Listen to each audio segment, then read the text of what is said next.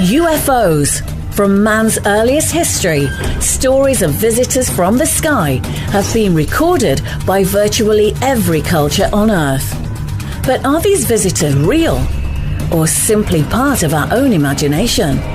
On this episode, join Tobias McGriff as he welcomes award-winning filmmaker James Fox to discuss his new projects and reveal what it's like to pursue one of the universe's greatest mysteries on this special edition of Supernatural Science.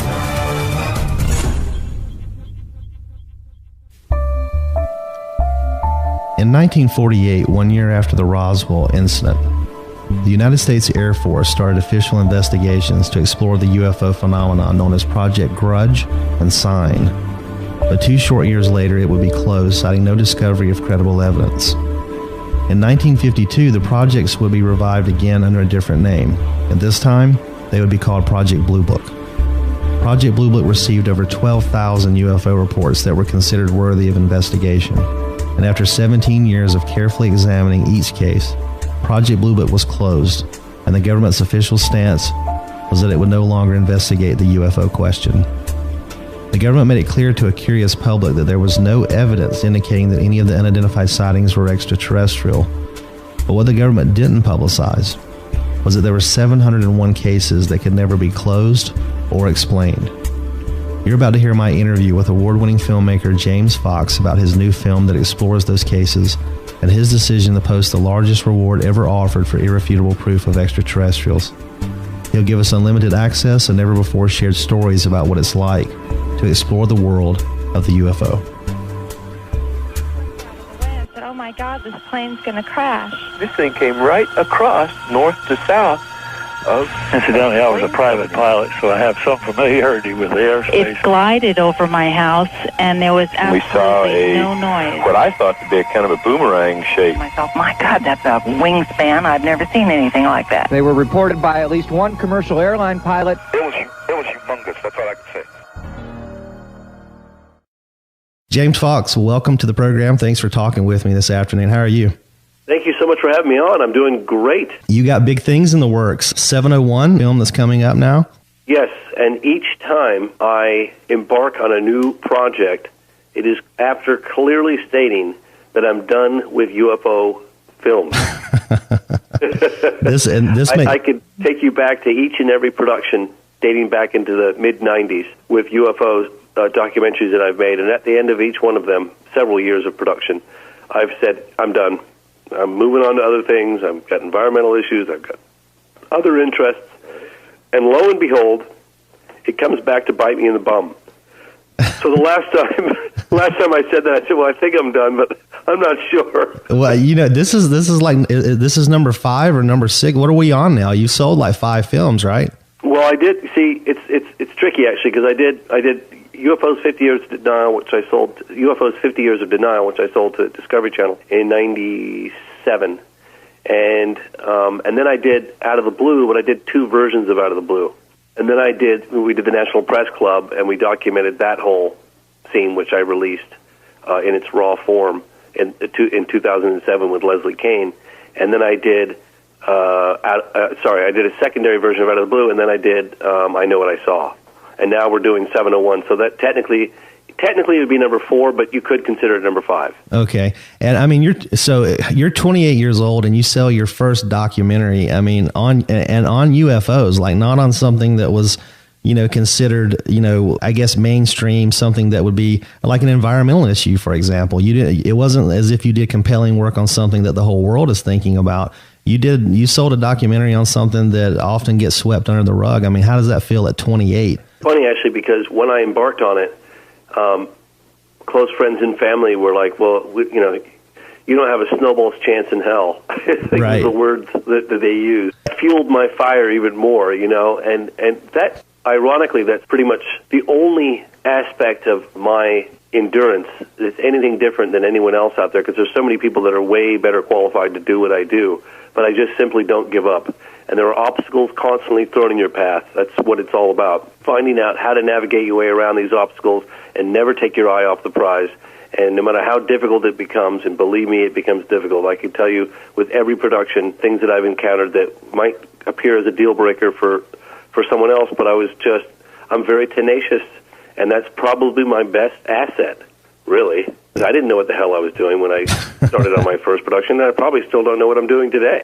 I mean, that seems to be people that are usually successful in any genre seem to have that attitude. But, I mean, how do you score those kinds of interviews? I mean, you had some heavy hitters. I mean, you got generals, governors. I mean, you got a lot of people willing to talk to you. How do you score something like that, your first go-around? Well, it's funny because I remember in the 90s, I initially got a phone interview with Apollo astronaut Edgar Mitchell, and then eventually I got a on-camera interview with him, and I flew out to Florida to meet with him on that one. And I said, Dr. Mitchell, why did you grant me the interview? And he looked at me and he said, because you wouldn't go away. You're getting people to interview about things that can actually hurt them for talking about, and have. Yes, that's one of the big issues a lot of people don't realize.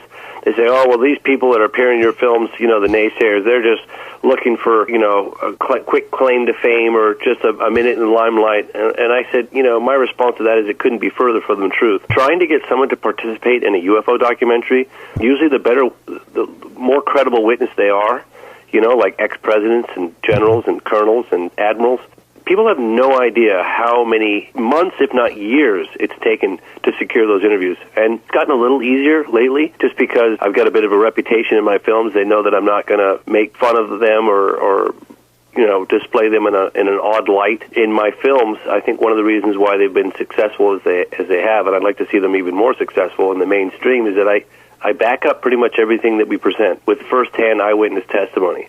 We're not sitting there saying that aliens have landed and they're interacting with our presidents. We're just saying that there's clearly a physical phenomenon taking place that at times doesn't appear to have a terrestrial-based explanation. So one can do the process of elimination to determine whether or not, what it is. I mean, I think it's easier to do that than it is to do what it isn't. And then what are you left with? You know what I mean? Right. Yeah. Well, honestly, watching some of your films, I think some of those guys that are extremely credible, have kind of said that. I mean, Lieutenant Colonel Philip Corso, I mean, he basically confirmed that there was an alien crash at Roswell. Yeah. Well, there's been lots of little, I wouldn't call them anecdotal, but it's more the preponderance of evidence. I wouldn't say that necessarily there's one single smoking gun. You got the true. There's a memo that's recently surfaced. It's actually surfaced initially. I think Bruce Maccabee initially got his hands on it back in the late 1970s. But that talks about it. It's sort of an internal memo within the FBI that someone said that there's an FBI agent saying that there's rumors circulating, quite credible rumors circulating that are several crashed discs in the New Mexico desert with alien bodies. You've got the J. Edgar Hoover memo where he talks about, the case in blank. It's difficult to determine what he says, where discs were recovered. The Army grabbed them and wouldn't let us have them for cursory examination. And you've got people like Philip Corso. Sure, there's been controversy with Philip Corso. I happen to have met him and sat with him and met his family and his grandchildren. And I was certainly convinced after my meeting with him that at the very least, he firmly believed what it was he was saying. He wasn't just making this stuff up. And he had a lot more at stake to lose than to gain. I don't think he made any money from that book, by the way, the day after Roswell. And there were a lot of inaccuracies in the book that I know that he was unhappy with, that he spoke out that people are trying to, base those discrepancies and discredit his testimony. But I know that he himself was not happy. They rushed the book to get it out in time for the 50th anniversary of the Roswell incident. So, but like I said, it's the preponderance of evidence. There are memos and statements and deathbed statements, and that all lead to something of non-terrestrial appears to have crashed in Roswell, near Roswell, New Mexico. And that's that seems to be the iconic, emblem for the UFO movement for a lot of people that haven't digged a little deeper, and they're not aware of how much accentuating information that there is out there. Like, it seems to, all rise and fall on Roswell, and there's so much more that's going on. And when you chose to make documentaries, I mean, if you're going to make a documentary anyway, the fact that you chose the UFO subject, I mean, where does your passion come from that started you off with UFOs? Well, quite honestly, when a very good high school friend of mine started talking about crash discs and aliens recovered and UFOs whizzing around with impunity in our airspace, globally, I honestly thought he needed to up the dosage of whatever medication he was on. I thought he'd lost his mind. and I'm giving you the truncated version, but I eventually started to, look into it very reluctantly. And as soon as I scratched the surface, I realized there was a lot more going on behind the scenes than what we're being told. And the more I dug, the more I found, and the more I found, the more I dug. And people often ask me, why is it that I do what I do? Oh, you're that UFO guy, and my response to them is, hey, if Earth was being visited, would you like to know about it? I mean, just let's talk hypothetically for a minute. They say, my God, are you kidding me? It would be the most significant discovery of our time. My response is, well, I'm convinced it's happening. And so really it was the strength of one person's conviction, a personal friend of yours, that really kind of got you on the trail of looking into the subject matter. Yeah, and I did it reluctantly. And I remember when my father found out, he was a mainstream journalist. He was quadriplegic with multiple sclerosis. And I sort of, by default, became his secretary, his chauffeur, his nurse. And I would travel on assignment with him from everyone from Playboy to Sports Illustrated to Rolling Stone, Car and Driver magazine. We went around, we met with people like Dan Gurney, former race car driver. Right, yeah. And we met with Stephen Hawking, physicist, Cambridge, Gonville and Keys. And on a couple of occasions, actually. And so very mainstream stuff. And when I told him that I was starting to look into UFOs, I mean, he was like, you really need to reconsider what you're doing, son. It's a dead-end street. There's nothing to it. Please don't waste your life. I mean, he was really against it, and I think slowly he started to realize, first when I finished the first film without any support from family, and they were all thinking that I was nuts. I had family members from all over the place sending me letters because half my family's English, and they were sending me letters from abroad saying, your father tells me what you've been embarking on, please reconsider, that sort of thing. And then I sold it, and I think my father was rather shocked that I sold the first film to Discovery. And he still was very much on the fence. And then when I managed to secure an interview with Mercury astronaut Gordon Cooper, who's an iconic figure of his generation, I brought him along with me. It was just down in Los Angeles, and my dad lived in San Francisco at the time, so I threw him in the van and we went down there and did the interview together. And he walked away from that interview, and I think that was it for him. It was a turning point where he said, why would this man, who's got everything to lose and nothing to gain, for free, grant me an interview and talk about these very unambiguous UFO encounters? Why would he do that if it wasn't true? Well, and I totally agree, because, when I watch your films, Colonel Cooper, who, he obviously wasn't an icon of my generation, but he is so steadfast, he is so convincing, he's so unapologetic, he has no motivation to lie about it. And, your involvement in that, going back to the beginning with your friend, that speaks to the power of word of mouth, because on the strength of that one friend, you started reluctantly looking into this. And would you say that mainstream, like nowadays, as the sightings apparently seem to be becoming more frequent, would you say that the attitude has softened, but because somebody knows somebody's got a friend or a family member that tells them this is real, I experienced this? That's funny you should say that, actually. I was just on, Larry King's got a new show called Larry King Now. It's an online thing, and he's doing quite well with it. And I was on with Tom DeLonge, Skeptic Magazine guy, Michael Shermer, and myself. And, Larry's going, I've covered this topic, for almost 50 years, and he's going, why the hell haven't I gotten to the bottom of this thing yet? And then he was kind of being somewhat tongue-in-cheek, and we went to a commercial break, and his wife was like, honey, what are you talking about? You remember my brother saw a flying saucer. He's in a band, and the whole bus saw it. They all saw this thing. It was right over the power lines, this flying saucer, this perfect disc. And he says, yeah, you're right, honey. That's a really interesting, very compelling story. And now that you mention it, Governor Simonton's story is really, really, really credible. And he mentioned off like 3 or 4 other people, President Carter, Governor Simonton, Cooper, and a handful of others. And he said, he simply couldn't dismiss their account.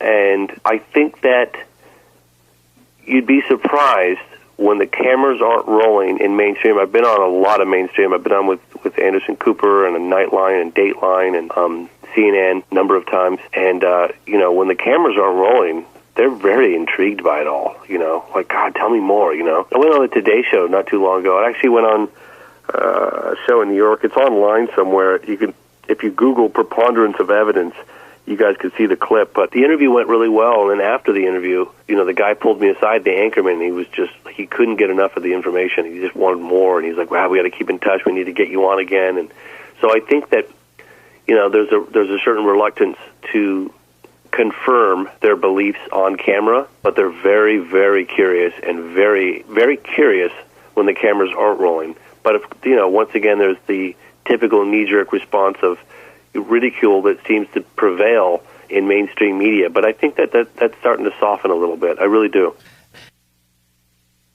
Well, I would agree with that. I think that it has softened quite a bit, and it's easier for people to come forward. And that leads me to my next point. You mentioned Governor Simonton in that list. And what Governor Simonton is best remembered for in the UFO circle is the stunt that he pulled at the press conference. And a lot of people got upset. And after it happened, he published a retraction. He was on, Your Next Film, and he talked about if he had it to do over, he wouldn't have done it the same way.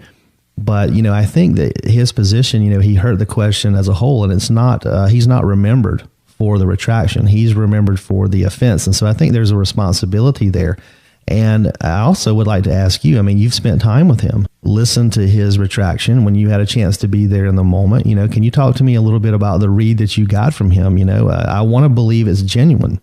But there's still that part of me that can't help but struggle with the fact he's so good at, he's a professional politician. And a part of me wonders, was it political backpedaling because he realized how serious his constituents took the sightings, or is he being genuine? What you? Okay, well, when he granted me the interview, this is a good point you're bringing up here. When he granted me the interview, he had absolutely no intentions of having admitted seeing that UFO. Okay, when I went to his house in Santa Barbara, all he was going to talk about was wanting to add a bit of levity to an otherwise mounting, I don't say pressure, but there were inquiries pouring in from all around the world. There was a flurry of activity and inquiries, and also mounting, as he put it, hysteria, on the brink of sort of hysteria in the state of Arizona. At the time, I wish he would have handled it differently, but he felt it was a need for some levity, and that's what all he was going to do is explain that to me. And when I was driving down to do the interview, a thought certainly popped in my mind. I thought to myself, well, gosh, who better than to pose the question to him, why the bleep did you do what you did, than one of his former constituents as well as a witness to the event. So I pulled the car over to the side of the road on a whim, and I called this woman Stacy Rhodes, and her and her daughter Emily saw the craft. They had one more person in the car over I-10 between Tucson and Phoenix, and they said if you opened up a newspaper, you could not block out this craft. It was so huge, and it flew very slowly over their car, and all the cars on the freeway were pulled over to the side of the road watching this thing. So I called her, and I said, Stacy, you're not going to believe who I'm going to interview right now. Who is it? I said, the former governor. Is there anything you'd like to say to him? She's like, you're goddamn right I would. I said, well, hold on a second. Let me pull out my pocket tape recorder, and I hit record, and I said, go for it, and she laid into him. She was furious. So I backed the tape up, and I, prepared it to hit him with this in the middle of the interview, and I waited till I got, a good portion of the interview over with, because I want to piss him off to the point where he's going to just tell me to go take a hike. 3/4 of the way through the interview, I said, "Oh, Governor Simonton, I've got a little something I'd like to present to you. It's from one of your former constituents as well as a witness to the event." And he kind of got uncomfortable, and I think he even said on camera, like, "Boy, it's been a while since I've been ambushed like this. Here we go." And I hit the play button. Is this still a matter of ridicule to him after he came out on TV with his alien, making us all look a little foolish? We've all remained unwavering on our descriptions. A lot of evidence has been provided since then, and I'm wondering if he still feels this is a matter of ridicule or if he has taken a new stance on this.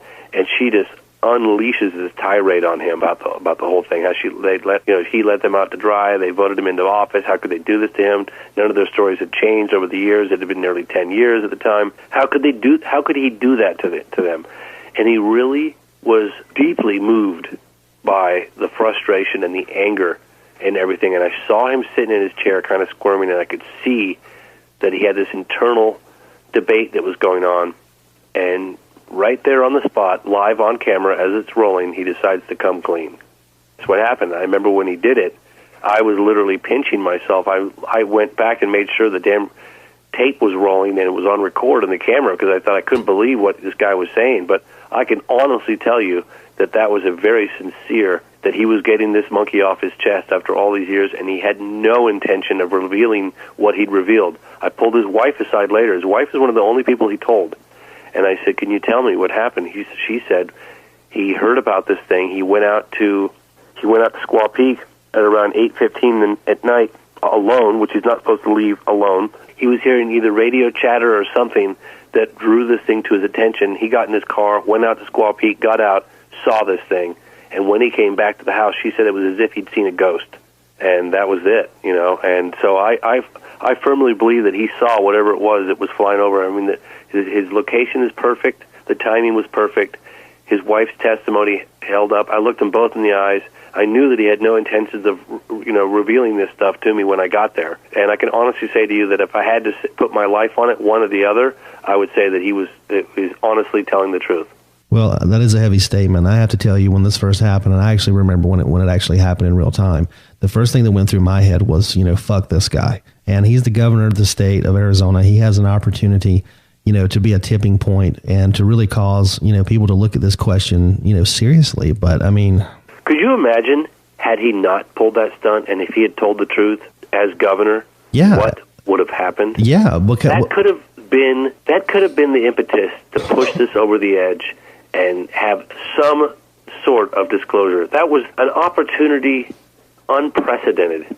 Exactly. As far as I'm concerned. I mean, he had the state of Arizona behind him on this one. Other representatives, I think a senator saw this thing. I mean, people were pulling their cars over to the side of the road, and jaws dropped to the floor watching this huge craft fly overhead. I was in the depths. I was researching. I'd been to Phoenix many times in the 90s. I was livid at the governor for pulling that. I was cussing at the TV screen when it happened. And, you know, missed opportunity, golden opportunity. I mean, an opportunity unlike anything that's ever happened. And what, I mean, could you imagine? That could have been the tipping point. Well, that's the whole thing, because when it happened, you know, I was set for that to be a tipping point, and I think a lot of people that were following it were. But I mean, that's the whole thing. When these guys get in a position where they have the opportunity, you know, to really make some change and be that agent for something that, you know, that matters, they always back away from it. And then we either have to wait for evidence to come out later to prove that they were, you know, lying and they did know something that was going on, or we wait for the deathbed confession. And, you know, both scenarios are, you know, unacceptable. Yeah, you know, I just interviewed Colonel Bob Friend. Colonel Friend was head of Project Blue Book. All I could get him to admit on camera is that there's something real, and then it merits further scientific investigation, and there doesn't appear to be a terrestrial explanation for some of the more compelling cases. Well, there seems to be this 5% qualification, the lack of sound, the speed, and the third one, which is the most intriguing to me, military interest. You know, he's a key figure in being able to not only witness to that, but he could be a key figure. Do you think he's hiding anything? Well, I said to him, we were walking back to the car. We were at an airport in LA, smaller airport, not LAX, and there was a museum at the airport, and we were walking back to the car, and I had the camera rolling, but I was just like filming our shadows walking together. And he was still mic'd, and I said, you know, Colonel, I think deep down inside, you know the truth. And he jokingly said, I told you the truth, and it came from deep down inside. And we both had a really good laugh. But, you know, I said, you know what I want you to say. Why don't you just say it? You know what you believe. And he was he walked the very fine line of he would neither confirm nor deny. But there are other, like there's Colonel Coleman, who's head of Blue Book and overseeing Blue Book. And Colonel Coleman had an incredible sighting. He chased a flying saucer, I think it was in 1955, over Alabama. And he came within, I mean, very close to this thing, and it was so close and so low that it stirred up dust flying over the treetops. And then they put him, you know, in charge of Blue Book, certainly overseeing Blue Book. And I remember he said that, well, don't you think it would be a conflict of interest with me overseeing this project when I've clearly had an experience?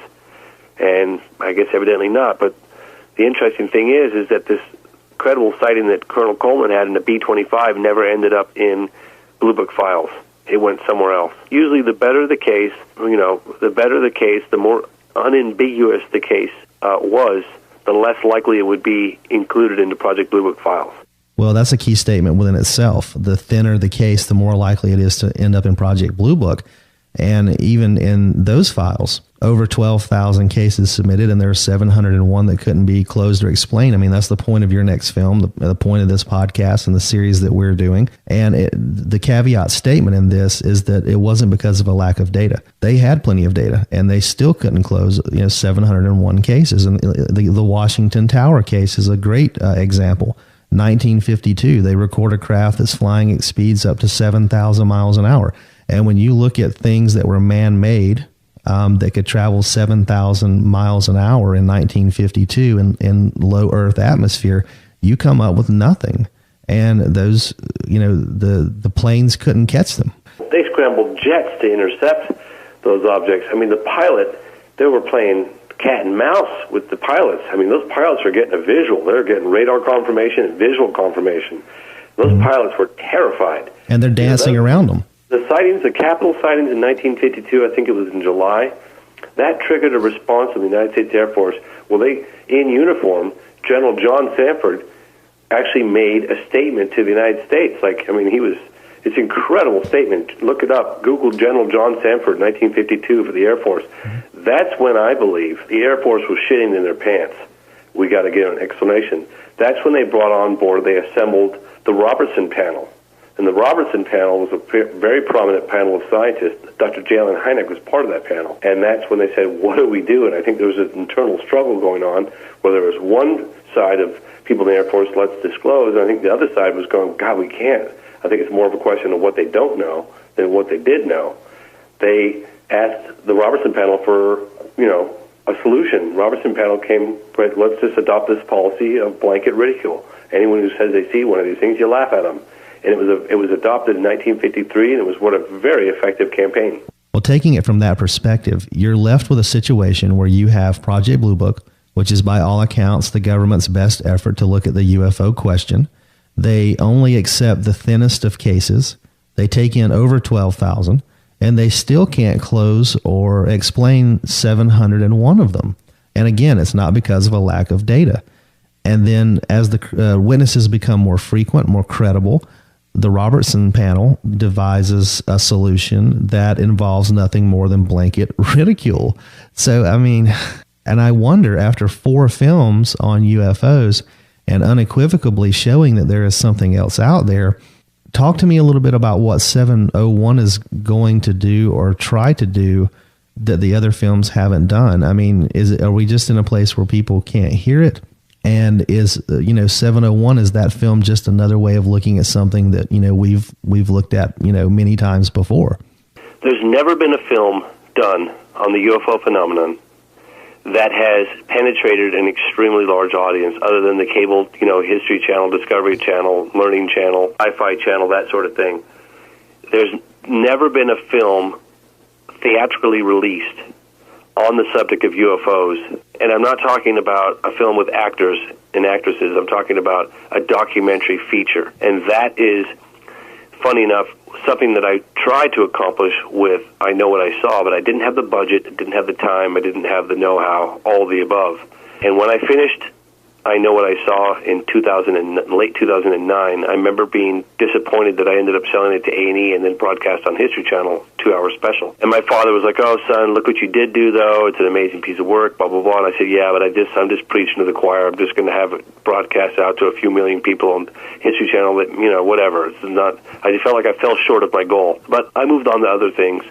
And about 6 months ago, I was approached by a guy, and I'm working on a film right now on the BP oil spill called Pretty Slick. You can Google it. And I'm working on this film, and I get a call from Tracy Torme. He's a screenwriter out of Hollywood. He's done stuff like he worked on Contact, he worked on Intruders, the miniseries. He wrote Fire in the Sky, Carnival. He's done a bunch of mainstream stuff that people have either seen or heard of. And he said, gosh, I just saw your film. I Know What I Saw, and I was incredibly impressed, and call me. I really want to talk to you about a project. So we talked, and I ended up driving down to L.A. and spending the weekend with him. And he's like, my dream has always been to do something that's never been done. And I said, what's that? He goes, put a film on UFOs as credible as possible with the highest production values in theaters. And I said, well, you know what, Tracy, that's been my dream as well. Let's team up and let's do this.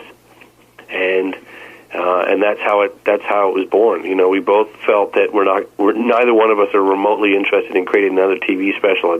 That couldn't be. I've done that. Mm-hmm. I needed to do something much bigger. Right. And that's when, you know, we decided to put our heads together and team up and do this. So this documentary film would have recreations like cinema-like. You know, we're talking multi-million-dollar budget here, and something I could never compete with in the past. And he's good at script writing. He's also very passionate about the UFO subject. He's very knowledgeable about the UFO subject. And we'd bring in some of the top researchers when we, you know, have cases that we present. You know, we you know, just like they do recreations in a documentary film, we would do a TV documentary. We would do recreations, but cinema-like. I mean, as if like think Close Encounters, but the real-life Close Encounters. You know, obviously when you're doing the recreations, obviously you have acts, but when you're not doing recreations, you have real witnesses, you have real evidence. So it's absolutely 100% accurate. Kind of like Fire in the Sky with Travis Walton, pretty accurate film. And it's just all about penetrating a much larger, much broader audience, global audience. And that has not been accomplished yet. And we both feel that it's time. How many, when you do something like this, do you know in advance of how many like theaters this is going to end up in, the distribution? Done properly, it would, you know, the sky's the limit. I mean, it's never been done before, so there's just all this speculation as to, but the sky would be the limit. I mean, the nice thing about UFOs is whether you believe in them or not, the very subject matter is sensational. It transcends politics. It transcends religion and borders. There's a fascination of it for it globally. So done properly, you know, the sky's the limit. Well, you're right. And to your point about it being a sensational topic, what has recently provided you with national attention for the film has been the fact that in addition to releasing it, you are also offering a $100,000 reward for anyone that can prove or provide irrefutable proof of an extraterrestrial. So if you would tell everyone a little bit about that. For that $100,000, we actually went back to our investor, and I haven't released this officially yet, but let's just say that we're up in the ante, because we know through the interviews I've done with both military and civilian people that the footage that was either captured officially, so let's say the Air Force was documenting launches of missiles at different areas, maybe White Sands or Vandenberg Air Force Base, or doing experiments at Edwards. Things have been captured on camera, and we've spoken to witnesses. We know the stuff exists if they're to be believed, and I have no reason to think that they wouldn't be telling the truth. We know there's footage out there, official footage, and we know there's civilians that shot footage that was confiscated by some agency of our government. So we know there's stuff out there. There's risk involved with people handing this stuff over. So we wanted to compensate, put enough of a compensation on there to, you know, sort of commensurate with the level of risk involved with giving us over the footage. So I've actually been renegotiating that fee, that reward, to a much higher figure, which we're going to be announcing in about a week or so. At $100,000. By the way, we already have about 90 bits that we're sifting through slowly right now. Well, that was my next question. I was going to ask you how many folks you had submitting things, and I'm guessing you probably, as you sift through it, you have to throw out, you know. Oh yeah, we know that 99% of it's going to be complete garbage. We're very aware of that. Yeah. And we're also very aware of the fact that people are going to be probably creating stuff in their basement on super, you know, computers with the latest technology and modeling and all that stuff. We're bringing on board some people that are the top-notch special effects people, and we're trying our best, and we're going to continue to do our best to sift through this stuff. And it's actually, we've had to hire people, bring people on board just for that job alone. So, well, you know, seeing someone that has your experience in the field, and you're willing to put money on the table, you're going back to get some more. You know, is there something that you have, or, you know, with the interviews and the experiences that you've had, is there, you know, something that you have in mind that's out there that you're trying to fish out? I mean, in your opinion, what would be the holy grail to come out of all this? We know there's footage that was taken in the 50s, 60s, 70s, official footage, some of which we're targeting, that we're going after. That would, in my view, be the holy grail if we got a landing at Edwards at circa 1950-something, 2 or 3, which I'm pretty convinced that exists. There's missile launches that I've heard of being tracked by disc-shaped craft traveling at extremely high rates of speed, taken with telephoto lenses, that sort of thing. So we know this stuff's out there, and that's why we up the ante, and hopefully that's ideally getting hold of some archive footage, official Air Force footage would be that would be the ultimate holy grail of footage. But we're putting it out there. We drop the hook in the water and we're seeing what we're going to pull up. Is there a clearly defined scope or conditions that it would take to meet that are published, that it would take to satisfy you and your folks when you're looking at this to say, okay, yeah, we'll give you the money? Yeah, I mean, the thing is that obviously points of reference, something that's obviously in focus, preferably daylight, and official, if it's official footage. Now, that doesn't necessarily mean that we wouldn't consider someone that shot footage in 1997 of the large craft over Phoenix. If something was produced that looked like it was shot on a video camera back in 1997 that clearly showed a boomerang-shaped craft up to a mile across, wingtip to wingtip, flying over an area that could be analyzed to determine its authenticity. Do you know what I mean? Like, for instance, a mountain peak or whatever, right, which I'm pretty convinced exists, then that very well could win. I mean, there were guys that scrambled F-16s, from what I understand, to intercept that large craft. I'm sure there was gun cam footage in those. To your point, though, if someone does have that kind of footage, $100,000 isn't going to cut it. No, exactly. And that's the thing is, even at the time, I was, I did a couple of radio interviews, and I said, look, if you feel you have this footage and you feel that it's worth a lot more than that, don't let that price, the dollar amount, discourage you from approaching us, because I'm sure that we could rally up, the appropriate compensation of funds. But I couldn't necessarily officially say, hey, look, we've renegotiated with our backer and we have a new amount. But now, in the very near future, I will be able to make that statement. When is 701 going to come out? It really depends on it looks like the full-blown funding for production will begin in a couple of weeks, and we've all been putting our ducks in the row and preparing for a pretty rigorous shooting schedule. But it's very difficult to determine. There's all sorts of things that could slow us up. So I think if in an ideal world, a year and a half to 2 years, maybe sooner. It's really hard to say. As you move into 701, which is by all indicators going to be your best work on the subject of UFOs, and after all of these interviews, all of these years, 4 films into this, even if you haven't had your own sighting, the sheer exposure that you've had, I'm sure has caused you to draw some conclusions about the UFO question. So to date, what is it that you are absolutely convinced of when it comes to the UFO question? What I am convinced of today is that there's a physical phenomena. It's under intelligent control. These craft have the ability to fly rings around our fastest jets, and they are whizzing around with impunity in our airspace, and the government, not saying by any means that they're hostile, because if they were, they've exhibited a few displays of technology, sort of one could interpret as taking the matches out of the hands of a baby, when they're interacting with our nuclear capabilities, Right, our exactly. nuclear-tipped warheads and that sort of thing. You hear these stories told from these colonels and men in the field about these objects sending light rays down into the nuclear warhead or the nuclear bunkers and stuff like that. And I remember asking some military guys, well, gosh, what did you think when it was happening? He said, well, it kind of made me realize that maybe they're trying to tell us something. Right, yeah. Maybe we shouldn't be playing around with these things. Or don't play with matches. Exactly. I think just knowing they could do it would be enough to probably send most of the public. The loss of autonomy is a thing that a lot of people fear. There's this dominator control mechanism in a lot of societies, especially governments. And, to think of something that can, as you said, like run rings around our fastest aircraft. I think knowing that that's there, even if their intentions weren't hostile, haven't there been studies done that have basically predicted there would probably be a collapse of civilization if we resoundingly found out that these things are real? There have been, and I remember discussing this with 2 things I want to mention. One is that I put a challenge out a while ago for anyone out there who's on the fence or who thinks this is a bunch of hogwash to watch I Know What I Saw. Mm-hmm. And, I literally said this like 5-6 years ago. I don't know what it was, in 2009. I said, anybody out there who doesn't believe in this and thinks it's nothing more than swamp gas and errant missiles or whatever, to watch I Know What I Saw, and if they, at the end of it, if they really truly believe still that there was nothing to it, then I would give them a full refund. And I've never had to issue a refund with anyone. One of the reasons why I think this didn't get out, because like yourself, you've seen I Know What I Saw. You know, it's a piece of work I stand behind. I think the only thing that failed us was the distribution.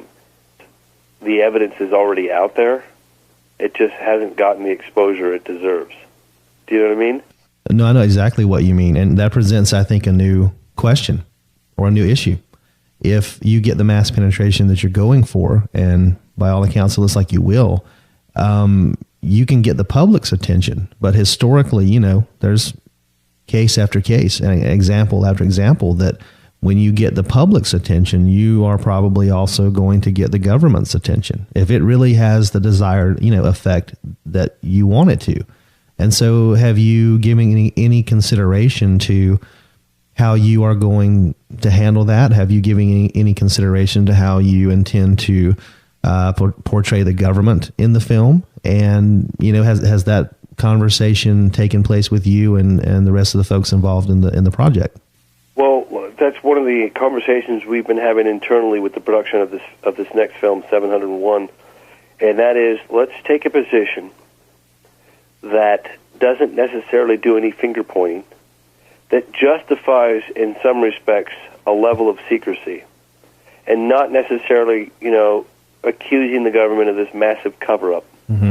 That there was reasons for it at the time, and yet those reasons no longer apply, and that done properly, we strongly feel that this could even encourage the government to make a strong statement, and that we forgive them for the level of secrecy over the years, and that it wasn't done in a sinister way. It was done more of the fact of what they didn't know, and maybe in 1952 they decided a very honest investigation to determine the origin and the intentions of these objects, of these, UFOs. And maybe here we are 60-plus years later, and we're no closer to the truth now than we are then. In other words, they realize they're real. They realize it doesn't appear to be anything man-made. They're under intelligent control, clearly. And there are, at times beings spotted, but maybe they don't have the answers that they were hoping to have. Is there any government that's doing it right? I mean, is there any place on Earth that's looking at this in a way that you see as beneficial? Well, I was down in Brazil last year, and I met with a General José Carlos Pereira, Brazilian Air Force. And he was active. He was quasi-active. He was on his way to retirement, but he's still active. And he gave an incredible interview, talked about the reality of UFOs and talked about a few cases that had happened in Brazil. And I said to the camera crew afterwards, do you guys realize what we just experienced? This would never happen in the United States of America. Sure, you can get retired guys, but not active. And this is opening up in Chile. France has been opening up their files. England's opening up their files. Canada has been opening up some of their files. Maybe the Americans have a lot more to hide, but I tell you, there's a movement that's been happening since 2006, 2007, that, it's a slow, like I asked the question to former guy at the Ministry of Defense, Nick Pope, do you anticipate any level of disclosure? He said, yeah, don't think of it as disclosure happening with a big D. Think of disclosure with a small d. So maybe they're on a smaller level, slowly, this stuff's starting to get out. And maybe with the film 701, provided we don't do any too much finger pointing, provided we give some level of justification for the secrecy all these years, maybe they'll come out and maybe they'll disclose what they do know. Excellent. Well, James Fox, thank you for joining us. I appreciate your time and appreciate you being with us, and we definitely look forward to the film. And as far as your previous films, is that something we can get on demand, like Amazon.com? Yeah, I've got. You can either try to YouTube them, or if you want to buy some DVDs, you can go to I Know What I Saw, themovie.com. Just Google I Know What I Saw, and I've got all 4 DVDs, all my films I ever made on the subject of UFOs, including Out of the Blue, lots of outtakes, I Know What I Saw, 50 Years of Denial, and the unedited version of the National Press Club event, which we did in 2007 with Leslie Kane. So those are all, and I'm selling them for, I think it's a little over $9 each. So $39, not with no tax and no shipping fees. And if you can't afford it, I encourage you to go out and look for them free online too. Either way, you should get the information. I never wanted money to be the preventative factor for people seeing this stuff. But if you like what you see and you can support it, get some DVDs too. Well, James, thanks so much for being on the program. It's always a pleasure to talk to you, and it's always an inspiration to hear what you're up to. And I know that you're on a really crazy shooting schedule right now. You've got 2, movies in the works, and, to take an hour out is a big commitment. But I appreciate you coming on and sharing with us, what's going on behind the scenes, giving us a taste of what it's like to make documentary films, and also about something as interesting as the UFO question. So I really appreciate you doing that for us. I really enjoyed it. All right, folks, that was James Fox. If you're not familiar with his work, you really should be. In terms of UFO documentary filmmaking, he is, in my opinion, the most credible guy out there. He is featured nationally quite often on every show from Anderson Cooper to the Today Show to Larry King, and they feature him for that very reason. They know that they can expect solid, even-toned research, and you heard him. If you can't afford the DVDs, look for it for free online. He's got 4 films that are out there for you to look at in anticipation for his upcoming film 701. And for someone that's willing to give away their work, that has put this much effort into it over the period of time that he has done it, that is, in my opinion, about as sincere and as transparent as you could possibly get. So take him up on his challenge. Check out the information. Check out what he has to say and show you, and decide for yourself. And if you want a taste of what you can expect, I leave you with this. This is Captain Ray Breuer, who witnessed an object over a mile wide as he was flying over the Channel Islands region of the English Channel, and it was also witnessed by the passengers on board. So I will leave you with that. This has been Supernatural Science. I am your host, Tobias McGriff. Straight ahead, very flat platform. We're looking at it through binoculars as we speak. 544, Roger. I do have a primary contact now, very faint primary contact, just to the left, probably 11 o'clock this time, in a range of about 4 trap miles. Roger. I've got a definite contact by 12 o'clock, very bright yellow object looking, well, like a cigar. Jersey Bladder 832, the zone asked us to look if we could see an object which is being seen by A-line at the moment. We've got something about 8 o'clock resembling the description. Roger, and 832, Roger. What range would you estimate that target? Around about the similar range to Albany from us now. Well, looking through binoculars as I am now, there's a second one just appeared behind the first one from where I am. Roger, 544, just confirming that all the passengers can see this aircraft. I've got the island visual. It's dead ahead. Can't say how far, probably 5 miles, but it's staying the same size. Looks to be off the northwest coast of Albany. A-line 544, Roger. Would you like descent? Please, I better head go down, I think. A-line 544, Roger. Descend to altitude 2,000 feet, the QNH is 1021. 2,000 feet,